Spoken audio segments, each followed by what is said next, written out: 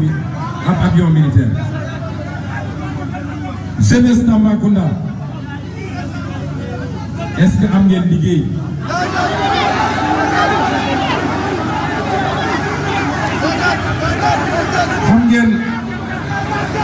xam ngeen Macky Sall ban yéene la am ci jeunesse Sénégal? est-ce que xam ngeen Macky Sall ban yéene la am ci jeunesse Sénégal? nee na jeunesse Sénégal yépp nañu doon ay dawalkatu Jakarta. moo tax pour ndax jeunesse Sénégal bi barki démb mu dajale leen ne leen léegi ku amati Jakarta doo fay droit de mutation da nga koy muter gratuitement. kon moom yéeneem ci jeunesse bi weesuwul kenn ku nekk yor Jakarta am di accélérer rek moo xam jàng ba am dëkk moo xam jàng ba am master licence wala doctorat sax waaye na nga dem defi Jakarta moom loolu mooy programme am ci emploi des jeunes. moo tax nag mun nañ fi taxaw di wax ba fajar waaye nag nañu waxante dëgg lan moo tax nag ànd ak lii ba wax ni yëpp ci bilan bu négatif lan moo tax tey nañu waxante dëgg rek de maa ngi leen di xool bët ci biir bët ndax ñun duñu ay politiciens duñu ñoo xam ne dañuy bëgg carte ba tax duñu waxante dëgg ak askan wi dañu bëgg suñu digganteeg yéen doon relation dëgg ba ëllëg bu nga ñu dénkee réew mi dëgg la ñuy doxal suñu digganteeg yéen ni ñu d'accord ne d'accord nañu ñu d'accord ne d'accorduñu dama ne waa Tambacounda ci élection lañ jógee de n'est-ce pas il y a 6 mois def nañu élection locale il y a 7 mois lañu taxawal coalition Yewwi Askan Wi ba ñu dem élection locale ñoom Benno Bokk Yaakaar dañ ne ñun duñu gagné dara ñu daal di dem élection locale labbali yu metti yu dëgër këcc mais question bi ma bëgg a laajte dégg leen ma bu baax gis ngeen Macky Sall ci mu gën a xëpp alalu réew mi ñooñu ñoo ko woon gannaaw ndax il a perdu toute la région de Dakar ñàkk na ko borom Dakar oo gi nii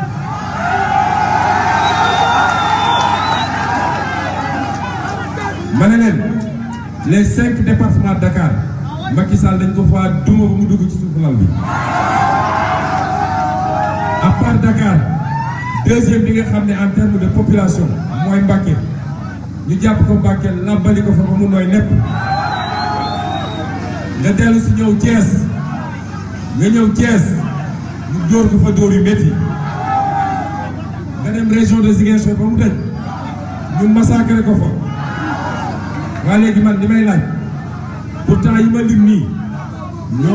ñoom ñoo gën a bénéficié wu ci régime Macky Sall waaw lan moo tax Tambacounda bi nga xam ne c'est un oublié du régime de Macky Sall gagné fi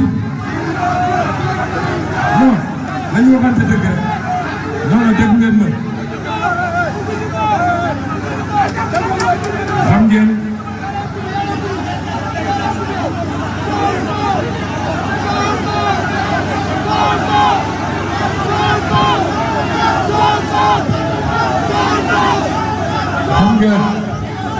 nañu waxante dëgg rek parce que Macky Sall xam na ci lu mu yaakaar pour gagner les régions périphériques la yaakaar xam na ni les grands pôles urbains du centre du pays et de la capitale du fa am dara waa léegi nag ñun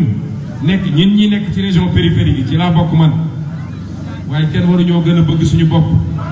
nañu yeewu dafa jot foo dem jàmbat yu bëri mais élection bu jotee da nga naan suñu nee waxee résultat Tambacounda da nga ne est-ce que Tamba bi ma demoon Tamba boobu moo foti nii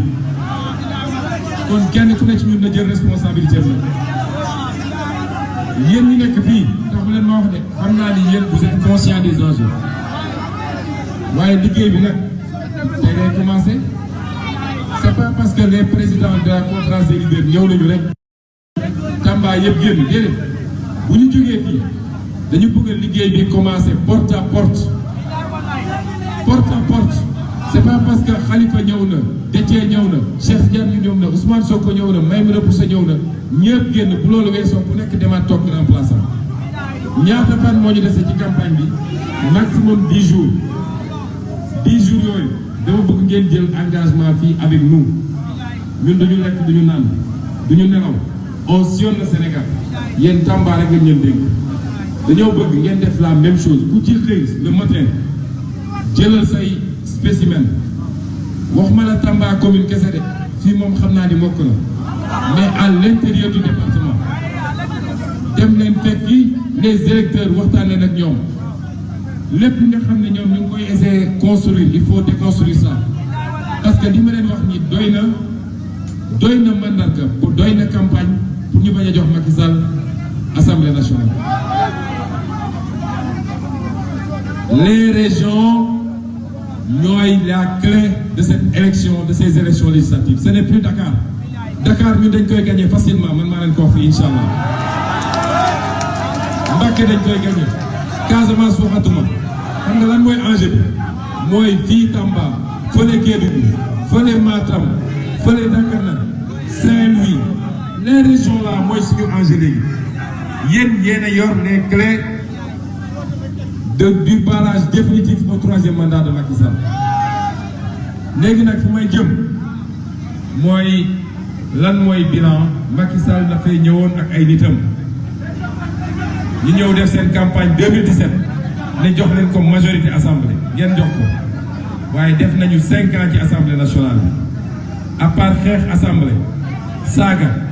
dooraate séddoo xaalisu réew mi voté loi yu bon ak rejeté loi yu baax yi comme la loi contre l'homosexualité lan mooy bilan assemblée nationale wax leen ma ko lan mooy bilan assemblée nationale waa léegi ku ñëw ne la dimbale ma nga lebal ko 1000 mu dem fayul ba àpp bi jeex mu dellu si waat ne lebalaat ma est-ce que di ko joxaat moo tax mbokk yi ñun de li ñeen di wax dafa gàtt ñoom amuñu bilan ñun am nañu programme nee nañ leen assemblée nationale cër bu am solo la ci réew mi c'est l'institution la plus importante elle est plus importante que le président de la République mais encore faut-il ñu jox ko contenu bi ñu ko war a jox yow institution bi nga xam ne nee nañu mooy voter les lois mais loi mooy àdduna fi ñu taxaw nii campagne électorale moo tax ñu mën fee taxaw waaye su doon am campagne électorale léegi gendarmerie génn sànni ñëw lacrymogène xam ngeen ndax lan loi moo ne amuñu droit ñëw taxaw fii def fi rassemblement loi moo ne ñii la ñuy dawalee code de la route loi moo ne lii nga war a remplir pour être de nationalité sénégalaise loi mooy wax ni ñii la ñuy séddalee alalu réew mi mooy budget bi nga xam ne chaque année dañ koy voter assemblée nationale loi mooy wax ni lii crime la lii délit la lii infraction la ku ko def yoon dal sa kaw waaye kuy voté loolu nga ne loolu amul solo ci réew mi dañ leen di nax waaye pour mu dox xam nga ce qu'il faut faire il faut impérativement donner la majorité à l'intercoalition Yewwi Wallu bis bu ngeen di joxe majorité ci ngeen di xam lan la assemblée nationale di jëriñ dinaan ci wax quelques yu gàtt yéen a ngi jàmbat université yéen a ngi jàmbat hôpital yéen a ngi jàmbat tali yéen a ngi jàmbat aéroport bu baax yéen a ngi jàmbat yéen les jeunes yéen a ngi jàmbat xëy emploi xam nga su ma leen nee assemblée nationale mooy régler loolu waxuma leen dëgg assemblée nationale du moom mooy définir la politique de la nation waaye nag xam ngeen lan mooy important assemblée nationale su ñu defee élection bi le 31 juillet ñu installé assemblée nationale bi au plus tard fin août début septembre début novembre ñu commencé marathon budgétaire bi mooy Macky Sall day andi loi de finances assemblée bu ko andee nag bu dee ñu yor majorité bu ñu xoolee gis ni prévoirul hôpital pour Tambacounda mën nañ ko ne Macky Sall Tambacounda dafa war a am hôpital dellool budget bi nga xoolaat ko nga dugal ci booba boo ko deful du ñu voté budget bi bu ñu xoolee ni li mu waroon def ci yoon ci tali yi li mu waroon def ci hôpitaux yi ci université yi doyul ci jamono jooju mu bëgg a ñëne dinaa tabax benn monument à Dakar buy jar 500 milliards am nañ sañ-sañ ne ko sëñ bi 500 milliards yi dañoo bëgg nga delloo ko dugal ko ci santé bi dugal ko ci éducation bi dugal ko ci mbay mi dugal ko ci napp bi dugal ko ci secteur minier bi nga créer les jeunes des emplois loolu waaye ni mu décidé andi ko am nañ sañ-sañu amandé ko renvoyé ko en seconde lecture te dafa loolu constitution dafa ne daf ko war a xoolaat bu booba su ko deful ñun mën nañu bañ a voté budget boobu te suñ ko voté wul moom du liggéey ni mu war a liggéey donc day obligé négocier ak ñun naka la ñu war a orienter les priorités de ce pays buñ ko defee nag wax dëgg yàlla mu doon premier élément boo xam ne dina soulager les populations en attendant 2024 ñu faxas ko beneen bi nga xam ne am na solo wax dëgg yàlla sénégalais yi sonn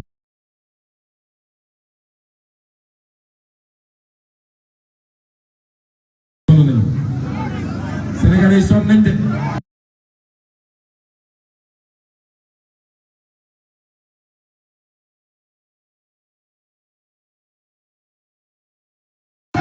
sutura rek moo fi nekk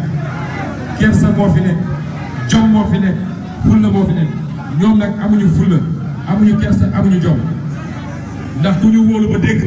da nga war a yërëm askan bi sénégalais yi sonn nañ benn peeru sonn boo xam ne léegi ay classe moyenne li nekkoon classe moyenne ñoom ñooy yelwaan léegi classe moyenne c'est-à-dire classe moyenne amatul Sénégal y a une petite catégorie de privilégiés extrêmement riches am na ñoo xam ne seen liggéey moo leen jox waaye nga ci ëpp ay politiciens yu sàcc alalu réew mi la yor ay milliards boo jógee ci classe privilégiée boobu nga xam ne matuñu 0,1% de la population la ca des yëpp ay pauvres lañu il y a plus de classe moyenne au Sénégal moo tax ñun ñu ne bu ngeen joxee majorité assemblée nationale première loi yi ñuy voté mooy loi yoo xam ne dina permettre ñu alléger les souffrances des populations mooy lu ñuy def ba contrôler les prix ba ceeb wàññeeku diwlin wàññeeku suukar wàññeeku café wàññeeku ak yeneen yoo xam ne ni ñu soxla nañ xam ngeen ni ñu koy defee le premier levier mooy la politique fiscale parce que mun nañu def ay taux d'imposition ci denrées de première nécessité ba loolu da koy wàññi naturellement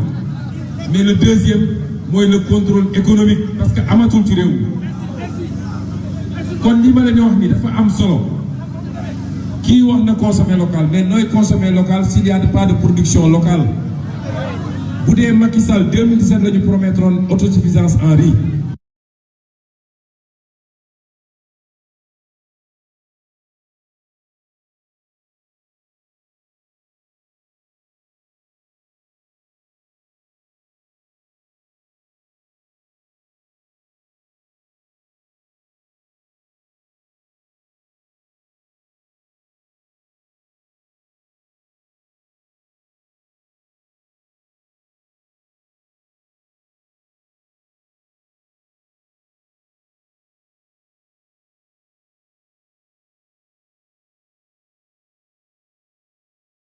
nous sommes en 2022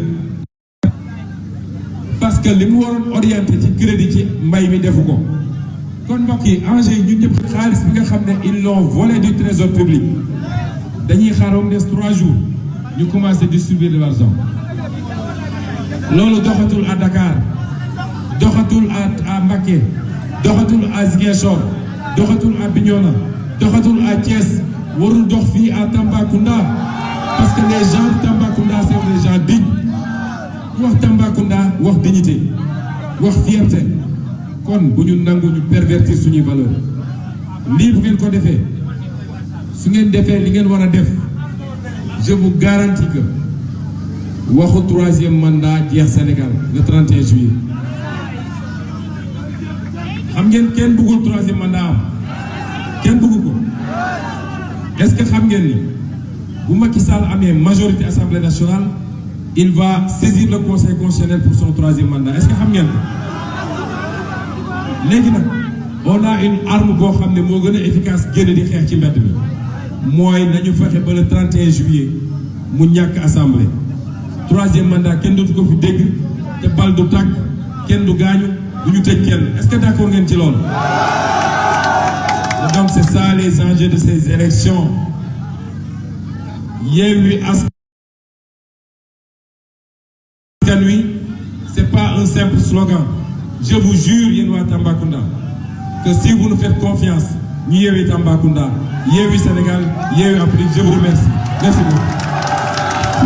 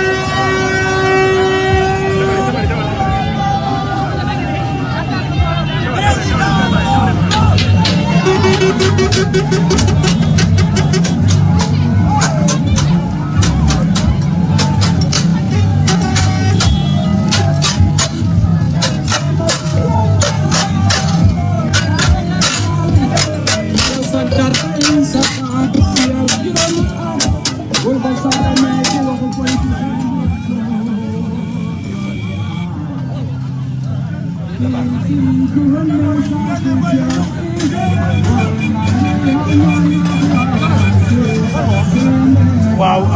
ni ngeen ko gisee chers internautes et patriotes de la chaîne Ousmane Sonko kon nit ñaa ngi noonu fees nañ del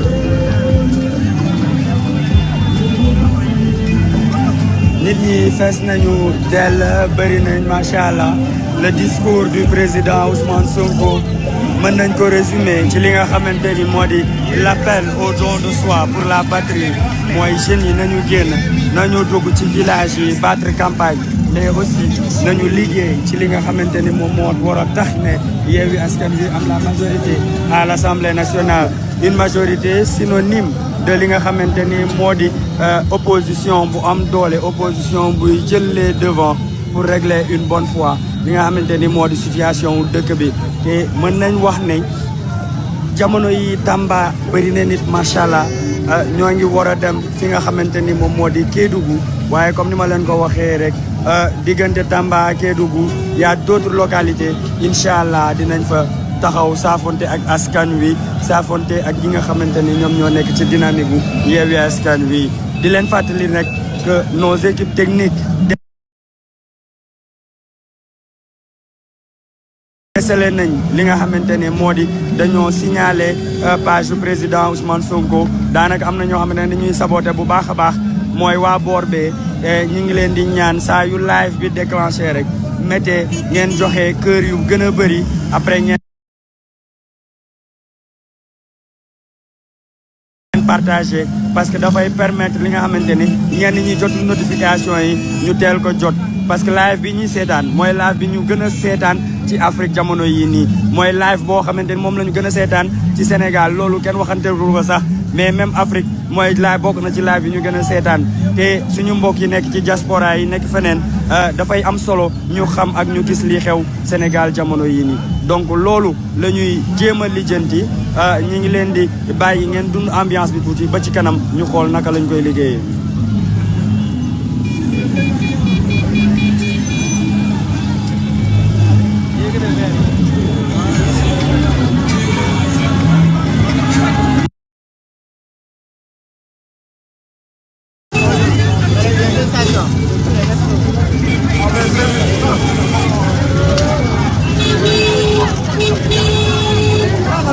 waaw ñoo ngi buntu police nationale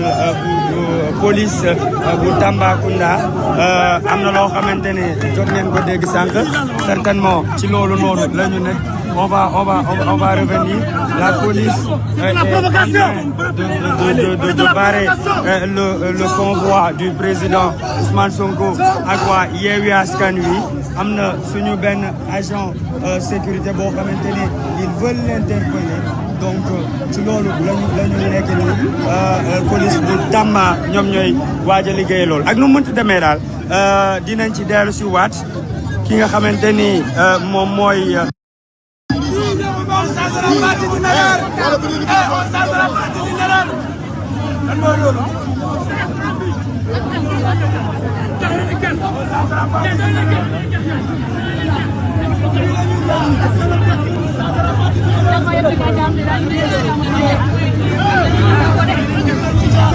aywa mi ngoog dafa mel ni entente am na on continue la caravane.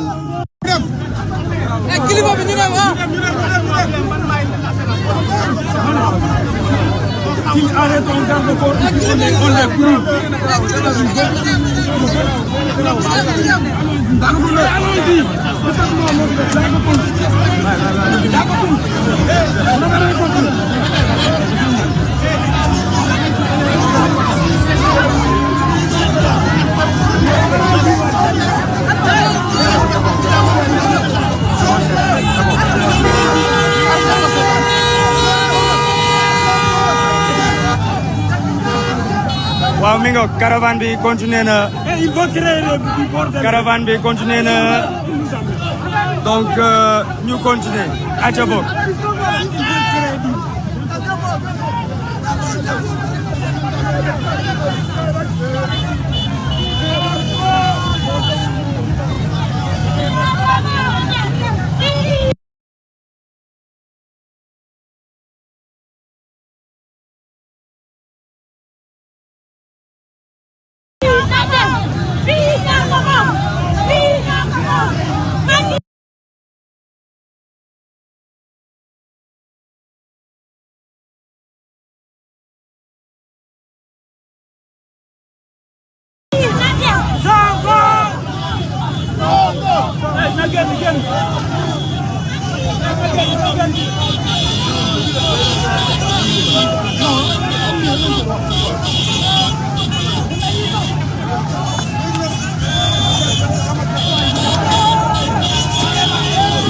waaw ni ngeen ko gisee nit ñaa ngi ne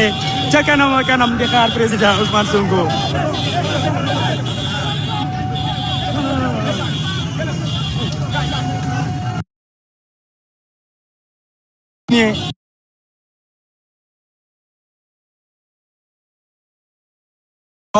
ñoo ngi continuer di waaj a génn Tambacounda ñu ngi waaj a génn Tambacounda mais dëkk bi des na parce qu'il va falloir que ñu traverser dëkk bi bu baax nit ñaa ngi gunge yaay ñu ngi dox waaw.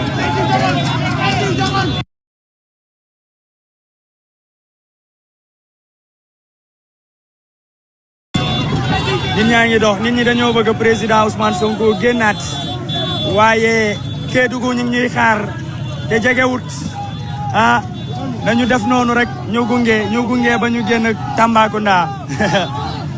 nit ñi bëri nañ macha allah à perte de vue waaw xaar ma bàyyi leen ci kanam.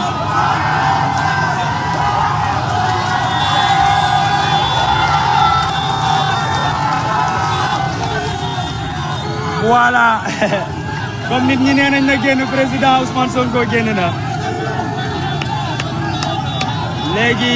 ñi ngi ci avenue bu mag fii nii ci Tamba mooy di avenue centrale bi fii la ñuy jaar waaw lépp taxaw président Ousmane Sonko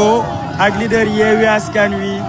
ak population bi ñi leen gunge ñoom rek ñoo occupé avenue bi. waaw lii moom dafay wane ne engagement ak détermination bu nit ñi am kii kenn fayu fi kenn les gens sont en train de venir nit ñaa ngi génn ci koñ yi xaw ma ndax yéen a ngi gis image yi nit ñaa ngi génn ci koñ yi di ñëw ñoo ngi avancé ndànk-ndànk et difficilement d'ailleurs parce que nit ñi li ñu bëgg moo di président Ousmane Sonko